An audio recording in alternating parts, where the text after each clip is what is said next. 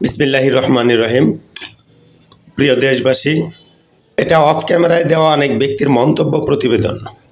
কারণ হিসেবে যা তুলে ধরা হয়েছে তা হলো, প্রথমে আজকে হাদির জায়গায় যদি জাবের থাকতো তাহলে আজকে সকল উপদেষ্টাদের দম বের করে ফেলতো কিন্তু শরীফ ওসমান বিন হাদি।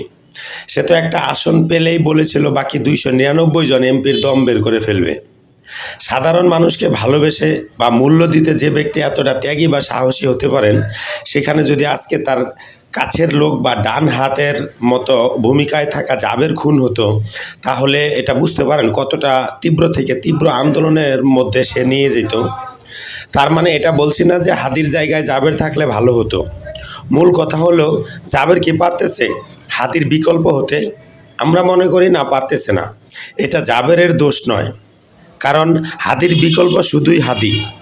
কারণ হাদি এবং জাবের দুজনকে যে আল্লাহ মেধা বা কথা বলার শক্তি দিয়ে সৃষ্টি করেছে তা দুইটা একরকম নয়। আমরা জাবেরের চেষ্টায় কোনো ত্রুটি বা কমতি দেখছি না। তবে বিচার পাবার জন্য জাবের সহ ইনকিলাব মঞ্চকে আরও কৌশলী বা যৌক্তিক সম্পন্ন দীর্ঘমেয়াদী বিকল্প পন্থা অবলম্বন করার আহ্বান করছি। আমরা হাদির বিচার বিড়ম্বনায় দৃঢ়ভাবে মর্মাহত। বিকল্প হতে পারে হাদির চিন্তার মতো করে, যেমন গণপরামর্শপত্র আহ্বান করা যেতে পারে।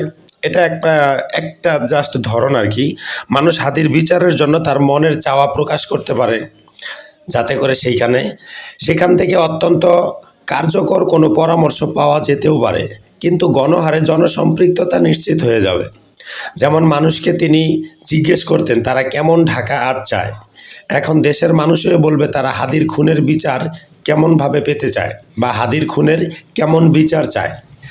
দ্বিতীয়ত, শরীফ ওসমান বিন হাদি বলতেন, আমরা কল্যাণের কোনো কাজ করব যাতে করে তার ফল 50 বছর পর্যন্ত পাওয়া যায়, সেটা রাজনৈতিক কাজ হোক বা অন্য কোনো জনকল্যাণমূলক কাজ।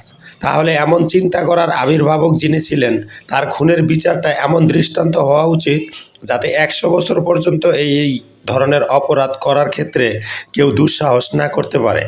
সেই সাথে ন্যায় বিচার না পাবার যে একটা ভয়ঙ্কর সিন্ডিকেট আছে তা একদম ঘুরিয়ে দেওয়া উচিত, যাতে করে আমরা সবাই হাদি হব।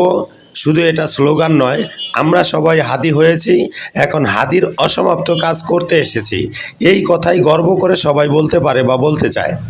কিন্তু হাদির বিচার বিড়ম্বনায় আতঙ্ক পরিষ্কার হয়ে গেছে যে হাদি হবার চেষ্টা করায় মারা পড়তে পারি কিনা কেউ যদি এই চেষ্টা করে, আবার মারা পড়লে আমার পরিবার বিচারটাও ঠিকমতো পাবে কিনা। অতএব আমরা মনে করি এক হাদির বিকল্প হিসাবে লক্ষ্য হাদির সামনে আসা প্রয়োজন ও নিরাপদ পরিবেশ তৈরি করা উচিত। এটা কিভাবে সম্ভব, তার জন্য গণপরামর্শ নেওয়া উচিত। বাংলাদেশে হাদির তামান্না ইনসাফ প্রতিষ্ঠার জন্য লক্ষ্য হাদি একমাত্র পারতে পারে ইনশাল্লাহ। অনলাইন থেকে নতুন কোনো আপডেট পাওয়া যাচ্ছে না, তাহলে কি তারা বিচার চাইতে চাইতে ক্লান্ত নাকি ক্ষান্ত? হাদির বিচারের থেকে গুরুত্বপূর্ণ বিষয় আর কি কি থাকতে পারে তা আমাদের জানা নাই, কিন্তু এই বিচার প্রসঙ্গটা মনে হয় অন্যান্য নিউজের নিচে চাপা পড়ে গেছে, অথবা অগুরুত্বপূর্ণও হতে পারে। আমরা বিস্মিত, মর্মাহত, ভাবতেই কলিজাটা ছিঁড়ে যায় যে হাদি হবার মতো সাহস করার ব্যাপারটা সবার মধ্য থেকে অল্প অল্প করে ছিনিয়ে নেওয়া হচ্ছে, আর এই চেষ্টাটা করতেছে অদৃশ্য একটা গোষ্ঠী। আমরা বিকল্প হাদি ছাড়া ইনসাফের বাংলাদেশ চিন্তা কিভাবে করব বুঝি না। হে আল্লাহ, আমাদের রহম করুন। হাদির বিচার প্রসঙ্গে কথা শুরু করা যায়, শেষ করাটা মুশকিল। আমরা জাবেরের শুভকামনায় তার উদ্দেশ্যে বলতে চাচ্ছি, যেহেতু নিরাপত্তাজনিত কারণে চাইলেই আপনি হরহামেশা যে কারোর সাথে বসতে পারছেন না, দেখা করতে পারছেন না, সেই হিসাবে কারো কাছে যদি ইনকিলাব মঞ্চ বা আপনার থেকে ভালো কোনো আইডিয়া থাকে যেটার পরিপ্রেক্ষিতে ওসমান বিন হাদির বিচারটা সহজভাবে ন্যায় বিচার পাওয়া যেতে পারে, তাহলে সেটা তো আপনার পর্যন্ত পৌঁছানো সম্ভব হচ্ছে না। এতে করে আপনি এত বড় একটা বিষয় বা ইনকিলাব মঞ্চ এত বড় একটা বিষয়ের পারপাসে যে চিন্তা ভাবনা করতেছে বা যে সিদ্ধান্তগুলো নিচ্ছে, এর চাইতে বেটার কোনো সিদ্ধান্ত যদি কারো কাছে থেকে থাকে, তাহলে সে কিন্তু আপনাদের কাছ পর্যন্ত পৌঁছাইতেও পারছে না।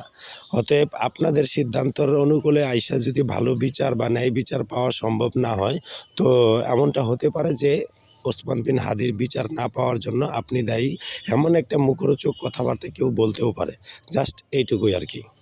কন্টেন্ট ছোট করার জন্য বাধ্য হয়ে এখানেই শেষ করলাম। ইনকিলাব জিন্দাবাদ।